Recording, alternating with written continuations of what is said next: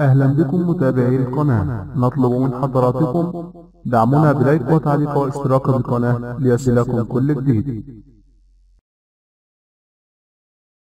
السلام عليكم ورحمة الله وبركاته. وصية وداد بابكر داخل المحكمة تصدم الجميع.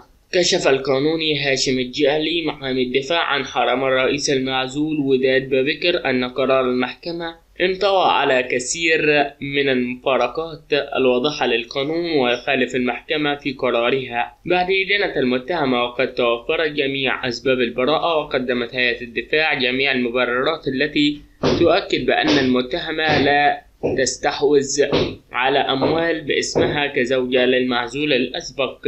وقد أسست المحكمة جميع الإدانات على مشتريات تمت من قبل زوجها الرئيس المعزول تم شرائها من حقوق زوجها الشهيد شمس الدين. وأفادت جعلي حول إدانة المحكمة المتهمة بحصولها على معاش راتب شهري من زوجها الشهيد شمس الدين بصورة غير مشروعة، تعتبر إدانة للقوات المسلحة إداريا وأخلاقيا. وأفاد أن المعاش لا يزال مستمر ولم يتوقف، وأضاف أي إجراءات يترتب على إدانة موكلتنا وداد دون إدانة الجيش فيما فيه ظلم وبه اعتساف للحقيقة وأخذ نص الحقيقة، وأكد عن سلوكهم الطريق القانوني للتصدي لهذه الحكم الجائز ده. وفي الأخير السلام عليكم ورحمة الله تعالى وبركاته.